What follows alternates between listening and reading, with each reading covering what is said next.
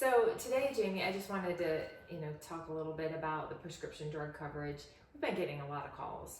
People having some issues with getting things filled and not understanding the different stages of coverage. Mm-hmm. So, what are some of the questions that you've been getting? I think the biggest thing I've seen is like whether or not pharmacies are in network or people that are needing prior authorizations on drugs. I try, if I'm looking at someone's plan to first go into effect, whether it's a January or so on. I try to make sure that we go ahead and get the form to them so they can go ahead and start filling it out. Yeah, that prior authorization, I'm going to come back to that in a second because that's a big one for sure. But one of the things that I think people don't realize is when they go in January, the carriers are required by Medicare to give them a 30-day fill of their medications, whether that drug plan covers it or not. Right. So it can be confusing for people when they got it filled in January, but then they go back or they get a letter from the carrier saying we don't cover this drug, and they don't understand why. So I think I had a client last week that sent in a letter, and they thought the letter was saying that the drug wasn't covered. But after they sent it to me, I explained to them that it wasn't saying it wasn't covered. What it was actually saying was that it required prior authorization. So Right. Same situation. And let's talk about what that means. What does a prior authorization mean? It's they're gonna have to get just approval before they can get that filled. Otherwise, it's seen as a drug that's not covered. Yeah. Usually, that's filled out by their doctor and sent in, but that's essentially what it's gonna And be. that can take anywhere from 3 business days to a week. So Right. we want to make sure that people are doing that in a timely manner. Yeah, and some of them say that that you can fill it out, but there's a lot of detailed information that you might not have. It might be a combination of you, your doctor, and the pharmacy getting it filled out. That I've seen sometimes. It's asking for like specific numbers that are going to be tied to that drug. So Right. that's big. And you mentioned somebody sent in that, or someone sent in the letter that they received. I always tell people that if you get a letter that's weird or something you don't understand, just scan it or bring it into the office so we can see it, because like you said, it might say something that seems like it's not covered and it's Right. just a little bit I think different. that's the interpretation. I think one of our business practices has been, if you want us to comment on something that you got in the mail, whether it's a bill, an explanation of benefits, or something regarding the prescriptions, we need to see it, because a client's perspective of what that means, it could be very different than what it actually means. Right. Some other stages, let's talk about the formulary. A lot of times people don't necessarily understand the formulary. I hear often people say, well, all my drugs are tier 1 and 2. All the time. Yeah. Yeah, every single time. And that could be, last year it was a tier 1 and now it's a tier 3, or this year it might not even be covered. And the formulary can change too throughout the year. And it does. Yeah, the formulary, I noticed the other day someone asked for the formulary for a plan, and I went to send it to him and it said published 10/1, 2024. So I said, let me go to the carrier website, get a brand new one, just in case there's any. Yes, and anything I've done different. that too. And that is one of the concerns that I have with Medicare, is the fact that they do allow the carriers to modify those formularies mid-plan year. That's certainly something that we need to be addressing Yeah. with leaders. It should be illegal. I mean, It should be. I don't know if illegal is the right word, but I mean, if I'm tied to, I have to pick this plan and I'm on this plan Right. unless I move, or something happens, they should have to keep the plan.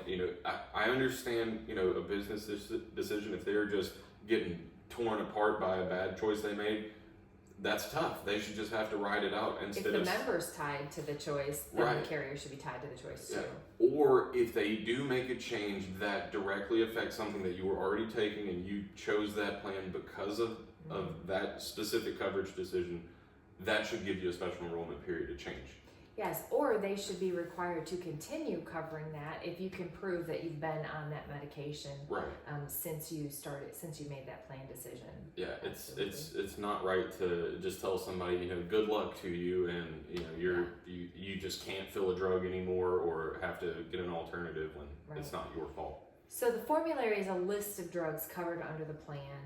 Each carrier is going to decide what drugs they put on that formulary and where they assign the drug. So Right. a drug that's a tier 1 on a WellCare plan might be a tier 2 or 3 on a Cigna plan. We just don't know. And that's why it's important for us to have the medications and the proper form of the medications. Yes, 100%. Because you might have, the biggest one we saw, was it last year or the year before, was levothyroxine capsules or tablets. One wasn't covered by Medicare at all, and one was covered at, I think it was a tier 1. Yeah, on So almost a big every plan. difference on the pricing. Yeah, but that was probably the most common drug. You know, it was like 80% of people seem to have that, and it's just a big. But when we dug deeper, we found that they actually were taking the one that's covered. It was just that when the intake was done, the incorrect one was selected. So those are really important things to consider. Yeah. So we've talked about prior authorization. We've talked about the formulary. One other note on the formulary too. If you're looking at the formulary, it's going to show the drug, what tier it's on, and then it's going to also show if it has any sorts of limitations or anything. If it has quantity limits, if it requires step therapy, if there's a prior authorization on it, and you'll see that there will be a little code right next to it that'll say what exactly what. Like PA is prior authorization, QL is quantity limits, and ST is step therapy. Let's talk about step therapy. Tell us what that means. Step therapy is going to be where the carrier is going to require you to do A, B, or C.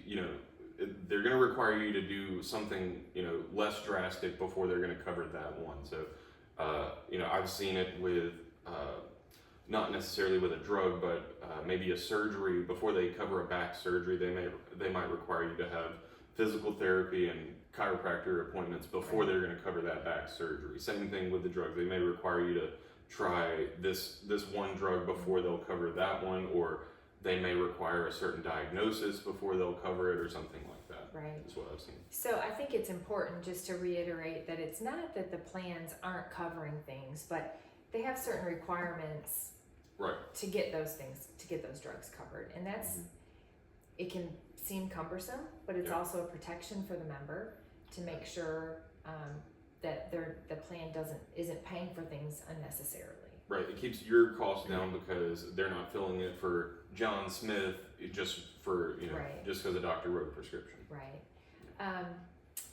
The stages of drug coverage, I think that's one other thing that maybe we were going to talk about that we haven't hit on yet. Right. That changed a lot this year, especially. Let's talk about that. Yeah.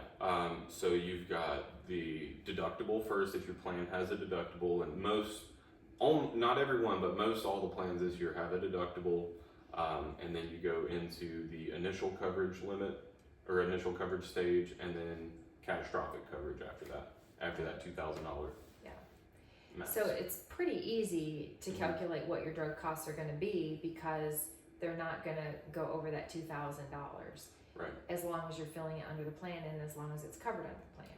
Right. And a lot of people, it's supposed to be $2,000, but I've seen, when we're running the quote, it'll show a little bit less because of how certain things are factored into that $2,000. Some people hit it before that. The full cost of the drug gets factored in during the deductible stage, for example, on certain plans. I don't know that it covers that in all plans, but on the more expensive plans, that seems to be what's happening is they're getting the full cost, credit for the full cost of that drug right out of the gate. Right, which, for a lot of people, it helps out a lot. And, we saw a lot of people, or I don't know if you did, but a lot of people that, you'd run the quote and they're at $2,000 in January. The first time they fill whatever it is, it's, they're hitting it, which is a good and bad thing. It's not like years past where you're getting just hammered for $347 every time you fill the drug. So it is a lot of protection for most people.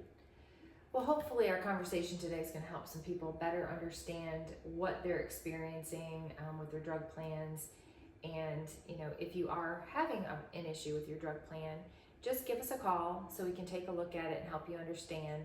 If you're questioning documents that you've gotten from the carrier or from Medicare regarding the prescription drugs, be sure to send us a copy of those so we can review it to make sure that we're answering your questions correctly. Until next time.